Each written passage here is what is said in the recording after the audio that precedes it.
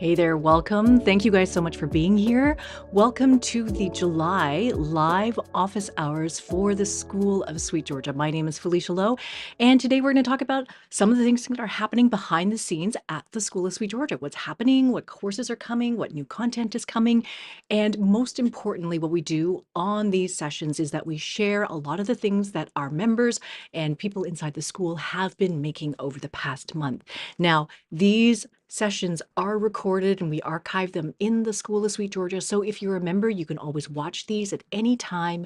You can go back and look at all the notes that we prepare and all the links that we have to conversations in the forum. And it just helps you get more and more involved in the community that we have here and learning from everybody and getting some inspiration from everyone's projects as well. So thank you guys so much for being here. I can see you guys in the chat. Welcome. It is really, really nice to see you guys here. And yeah, looking forward to catching up today and looking forward to catching up with all the things that you've been working on this past month. Let's go and I'll show you what we have on the board today. So this is generally what we always mention. We start with sort of what's happening top of mind. We talk about the latest updates in the school, and then we'll talk about upcoming events, what's happening on the calendar, and then we'll share a little bit about the community. Sometimes we have some Q&A. Today we have a Q&A, and the big portion of the session is talking about the things that you have made and sharing your wins. So let's get started. You can see Robin is here from the school, and Bridget's here from the school. Leanne, Brenda, thank you guys so much for being here. So the first thing that has been sort of top of mind is something that I've brought up in the weaving group and have mentioned it to everybody as well there.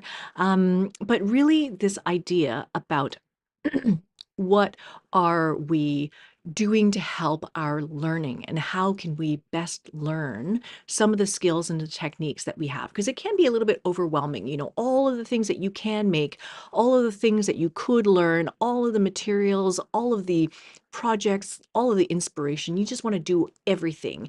But sometimes I think we get stuck in sort of like observing rather than doing. And so I started to think about how very much, if since the beginning, I've been talking to new members, talking to members in the community, and really talking about how the school is two halves of a whole. One half of it is content, it's the courses, it's the tutorials, it's like the written pieces, it's the PDFs, it's the content that's in the school. That's one half of it.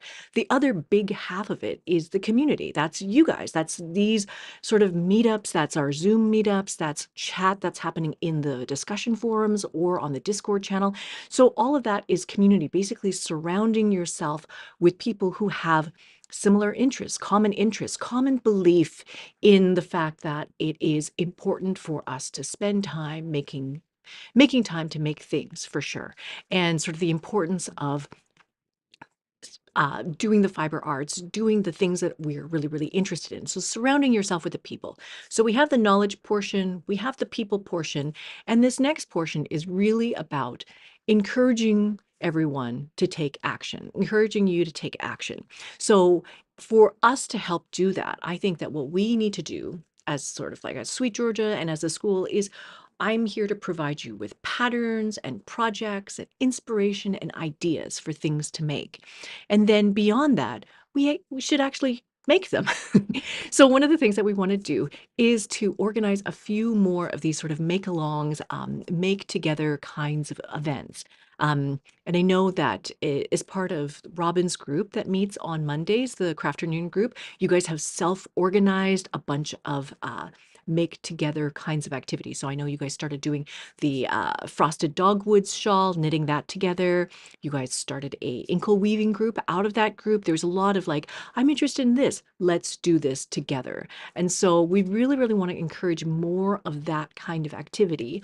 And then providing the functionality for the photo gallery and then these share your win discussions.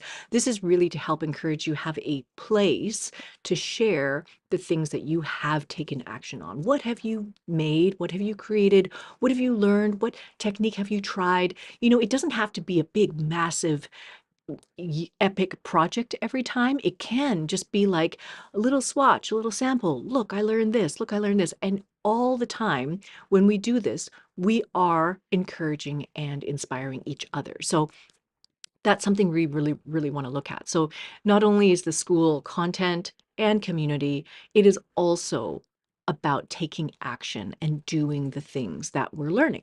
So one of the things I wanted to share is sort of like the opportunities that we have to make more things together this fall. And so one of them is like this ongoing multi-craftual make-along that we're doing.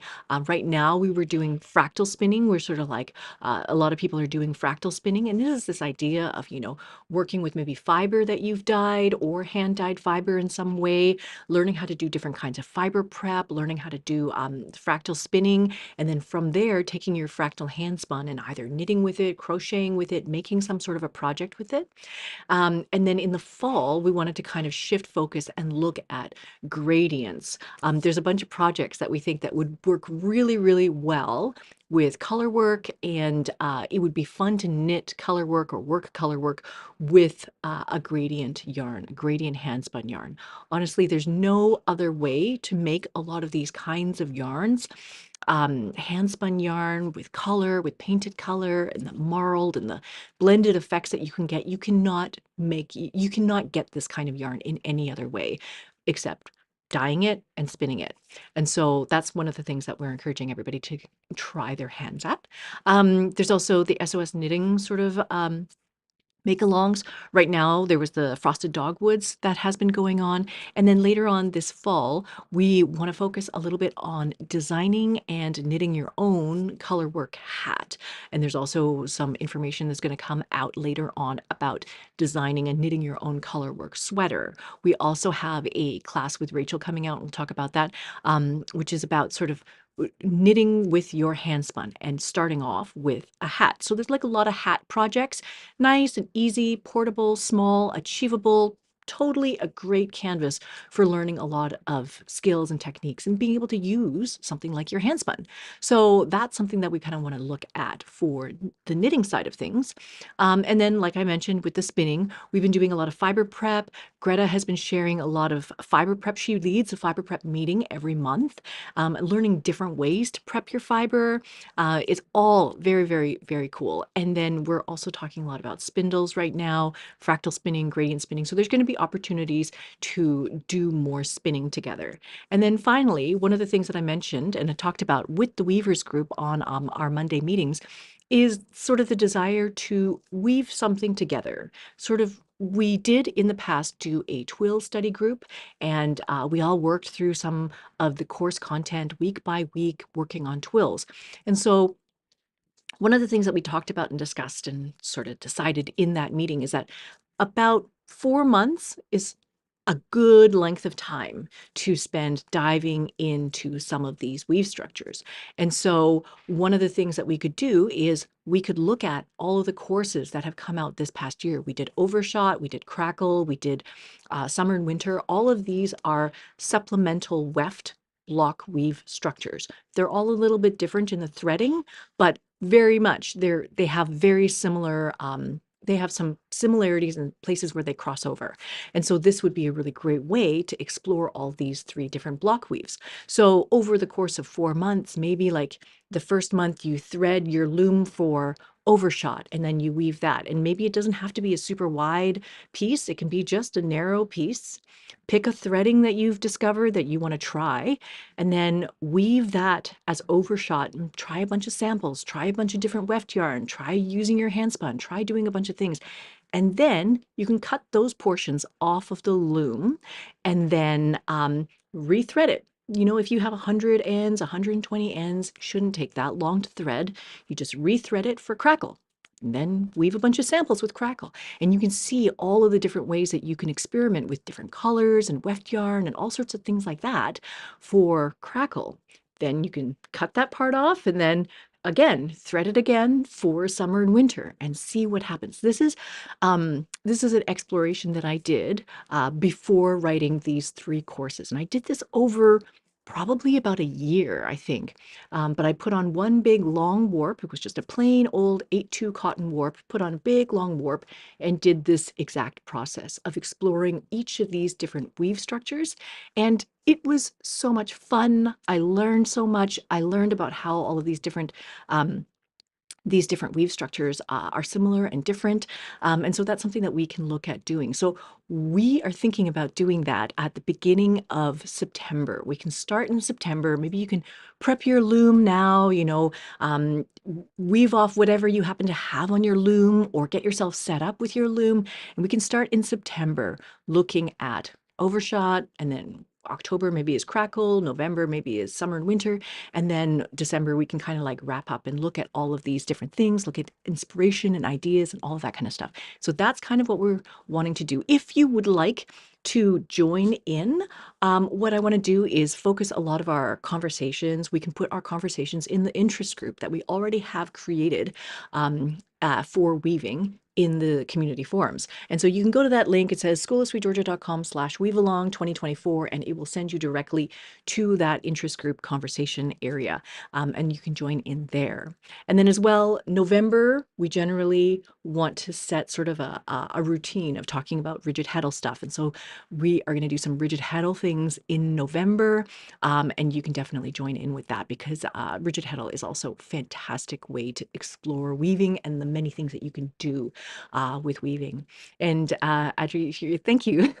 You're asking about how are the waffles. The waffles are really good. I am really, I've come back extremely inspired by a lot of things that I've seen in London. I'm going to share a little bit about that tomorrow in our YouTube video.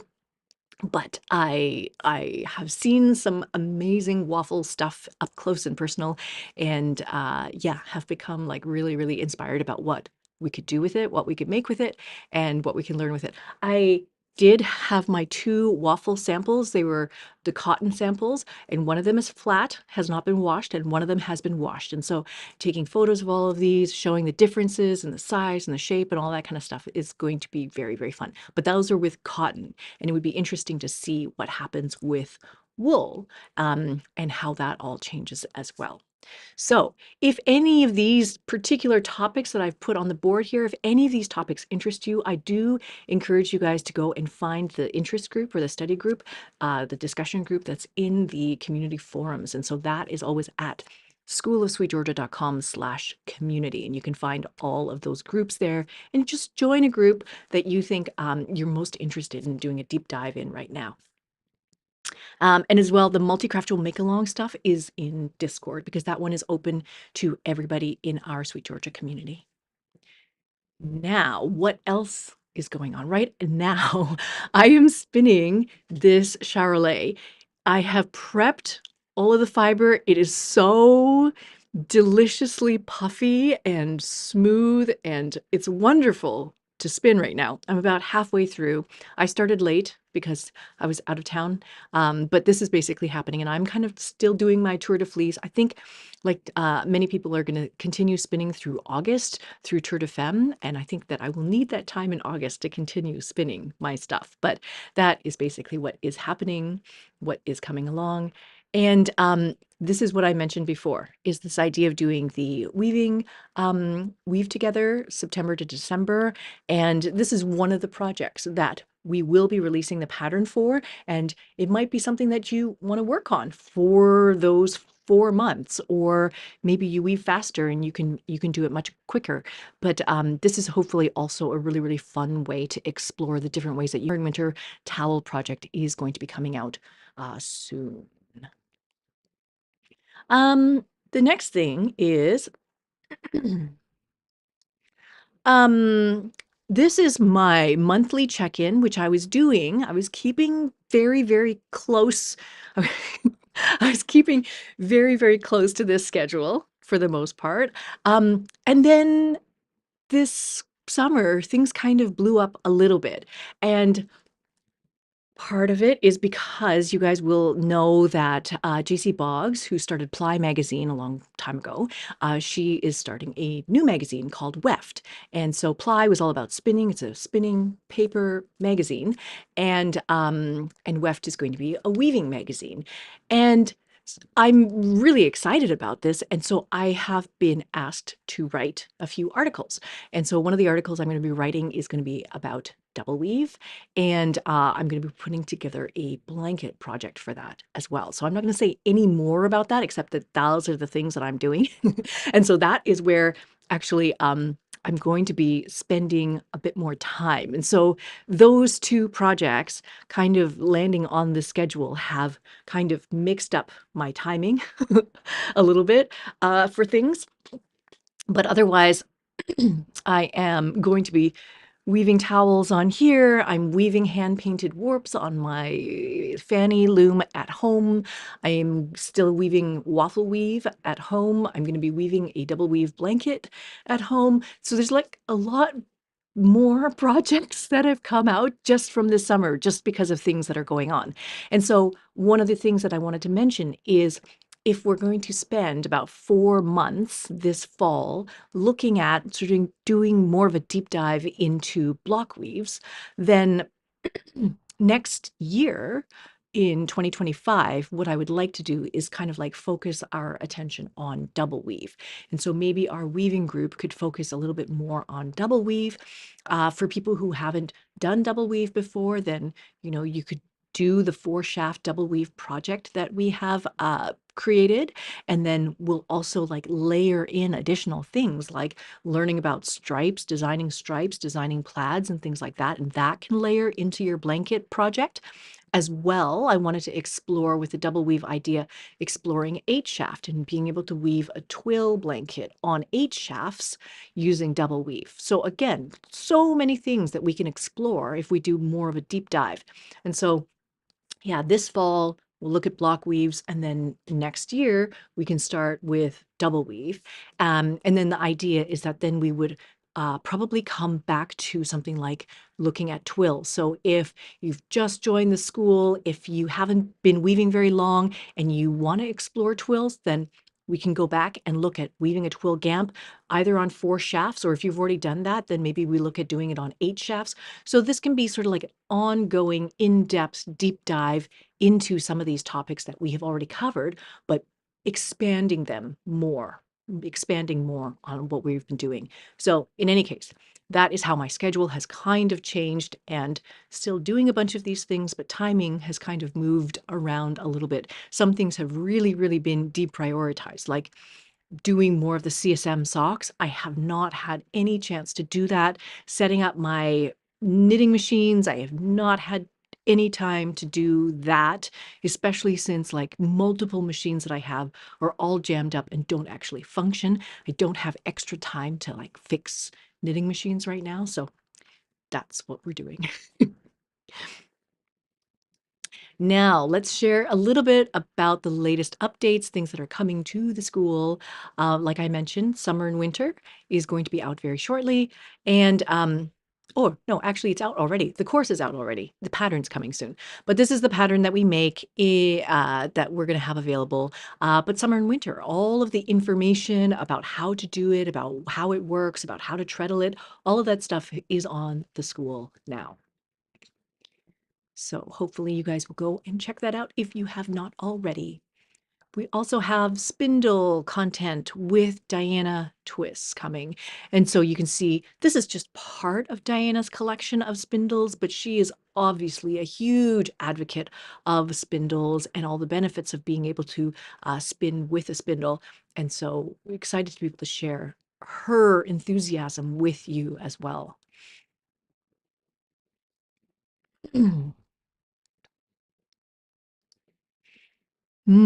Audio. I wonder if everybody else is having problems with audio. Let me know if I sound okay. If the sound is okay, just let me know. Hopefully it's good.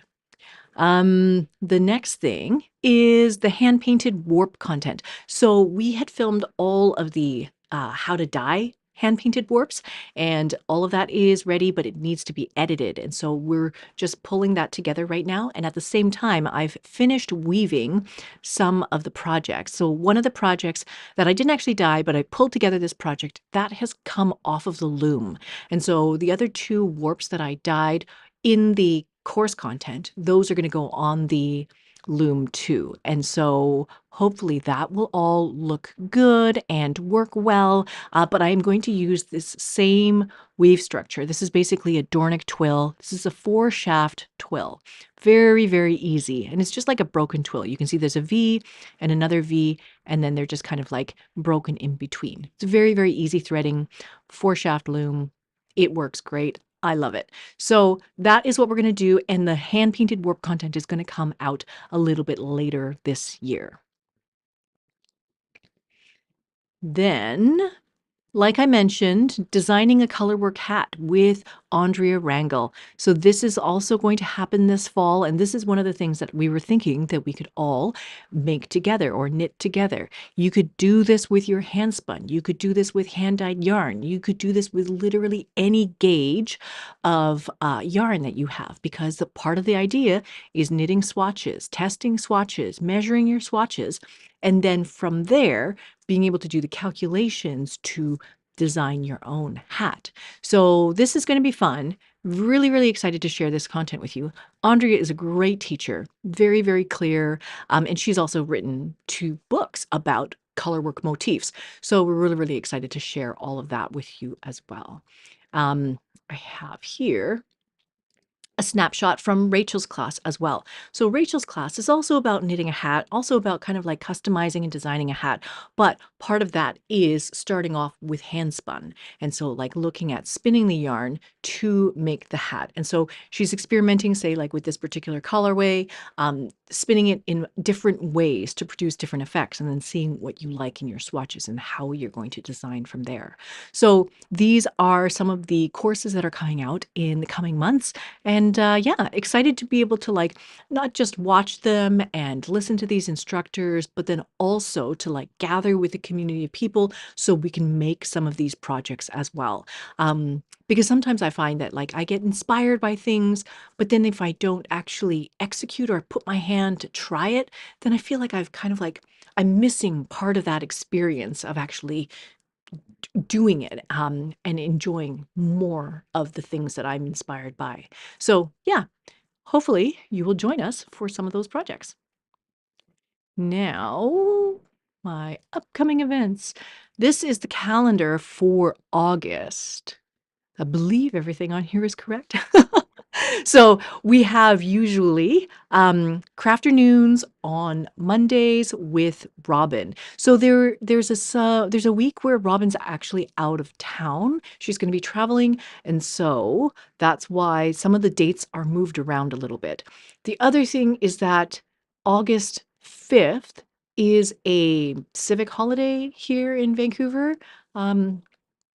They call it BC Day, I think. So this is a long weekend, the 5th. And so therefore, rather than doing the multi-craftual make-along on that evening, we moved the multi-craftual sort of Maker Monday to the 19th. That's Monday the 19th. The weaving meetup is still second Monday of the month, and the fiber prep meetup is the 4th Monday of the month. So those are basically in the same spots. But the multi-craftual Monday needs to kind of move around a little bit, we discovered, because of these statutory holidays here in Canada. So we have to move those around to accommodate that date. We also have still an inkle weaving meetup. I'm going to share some inkle weaving projects with you guys later as well. And then you'll know that 1 p.m. on Friday, 1 p.m. PST, Pacific Standard Time, on Fridays, there is a community-led quiet co-working session. So you can join that Zoom room, and everybody's going to be making things at their own places and working quietly and silently for about an hour. And then you can just sort of like open your mic and then chat a little bit after that. But that time slot, that 1 p.m. Friday time slot, has been really, really helpful. It really helped me as well when I was joining those groups, because you get a lot of things done that you wouldn't necessarily have time to do all the time. And then we have our live office hours on the last Thursday of every month, and Taking Back Friday, which is our live stream on YouTube on the second Friday of every month. So that's what August kind of looks like.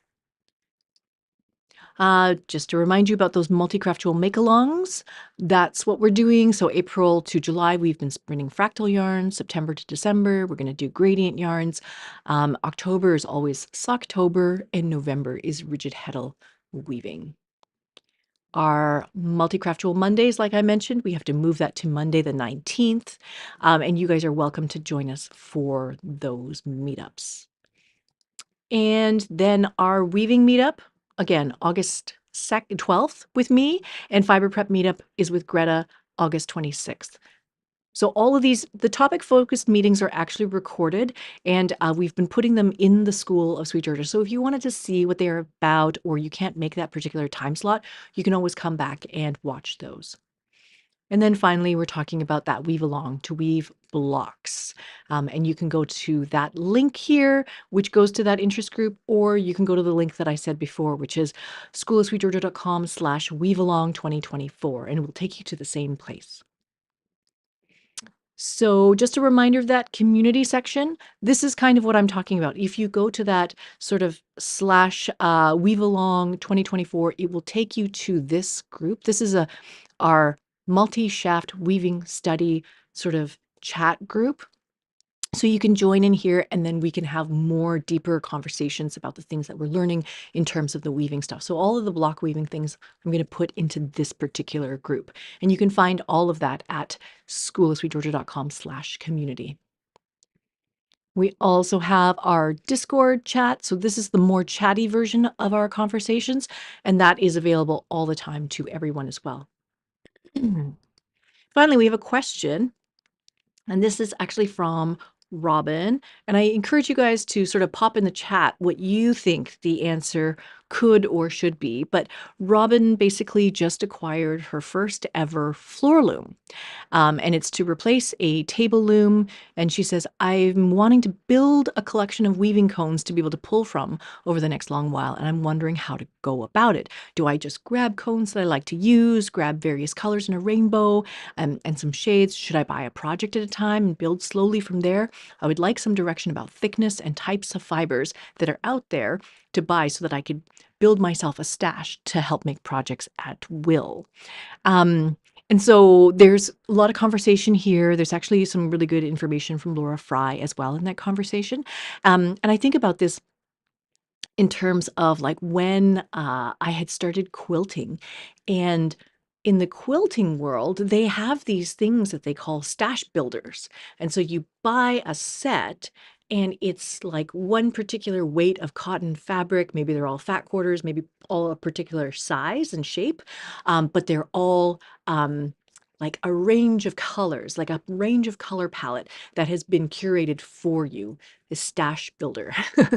And so I think about that idea relative to weaving yarn or knitting yarn or something like that.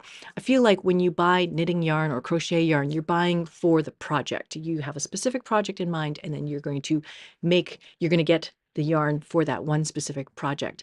But for weaving, I feel like weaving requires a bit of a stash, kind of like quilting does, and you have a kind of like a pantry to pull from. So if you're going to make some, say, cotton kitchen towels, you're going to pull a bunch of 8/2 cotton or 16/2 cotton or something like that, and you want it in a range of colors. So I think that the first thing to think about is what you might want to make, and then from there, figure out what's the best fiber for that thing that you're going to make. So if you're going to make all kitchen towels, then maybe you are looking at getting a range of 8/2 cotton. If you are thinking you want to make miles and miles of scarves, wool scarves, then I would invest in a stash that is mostly all wool yarn, or maybe wool and silk or something like that, but all the same weight, and then different colors so you can mix and blend. All depends on what you're wanting to do. Of course, if you're going to just get started, maybe you're not going to buy 20 different colors of something. Maybe you're buying 4 or 5 colors, and you kind of go from there. And then the next time you maybe add a cone or 2, and then that's how you kind of grow. But buying this type of yarn and that weight of yarn and that weight of yarn and that weight of yarn, a whole bunch of different weights of yarn, I feel like it makes it much more difficult to build up a stash where you can mix and combine different yarns together. So my recommendation would be to look at one base of yarn, like one yarn weight, and then choose a bunch of colors. But lots of people will do it lots of different ways. So I encourage you guys to jump into that conversation and help Robin with getting started. She says, the floor loom is already set up and I just need a couple of tools and to begin, and then I'm off. Yes, fantastic. Now, let's look at the things that you have made today. So, this is one of the first things I wanted to share is dyeing this fiber triangle. We have done this in our dyeing intentional color class to dye sort of a triangle. You're mixing 3 primaries. So, you have a yellow, you have a blue, and a red or a pink. And then you're mixing all of the different shades in between all of these. And it looks like the blue is very, very powerful. Just adding a little bit of blue um, has made a huge difference here in terms of like yellow to this lime green. Adding just a little bit of blue has made a huge difference here. But also the red is very, very strong in this case. So you can see like just adding a touch of red has made the shift from this yellow to this orange very, very, very strong. Whereas the difference between this one and this one and this one is less. And it's just because of the effect that this red exerts on the whole color triangle. You can also see because in the middle, these are the colors that are formed by mixing a little bit of each of the primary colors. So each one of these ones in the middle have 3 primary colors mixed into the blend, but all of these colors in the middle look a little bit more on the red side. They're all shifting into the red zone. So you can definitely see like the influence of this particular red dye over the whole color triangle is very apparent. That's not bad or anything. These colors are gorgeous. And I think that there's tons and tons of learning in here. It's just maybe that particular manufacturer, that particular dye powder, that particular dye stock is more strong. And so then you can adjust all your formulas from there if you're wanting something a little bit different or whatever it is. But lots and lots of learning. And there's so much fiber. Each one of these looks like it's at least 50 grams, at least, of fiber. And so you think about all of the things that you could do by spinning them together, fiber prepping, like mixing them together on a blending board, creating all sorts of different mixes from this fiber. Really, really gorgeous. And this is quite a lot of work. So congratulations on making it through all of this. It's really fantastic. So really, really good work on that. And that is by Ishida. Next, I wanted to share some of the things that have been happening in the inkle weaving world. This one is by Robin. And so she is sharing one of the first things that she made, I believe, on the inkle loom. This is 8-2 cotton. She's saying in her comments that perhaps next time she would use something a little bit thicker. Maybe this was a little bit challenging to use. And then she was looking very, very, very closely at some of the effects that are coming out of this little strip. So one side of this purple strip in the middle looks very smooth, and then the other side looks like it's got little bumps on it. And so she's kind of like analyzing that in this conversation. But this is looking fantastic. I'm curious about what you used for weft yarn, because the weft yarn looks like it could be thicker than 8-2 cotton. But this is a sample from her inkle loom, one of the first things. The next one we have is from Pearl, and it looks like Pearl is using mercerized cotton. So this is like a shiny, smooth cotton. It says Cotton Clouds 3/2 Pearl cotton.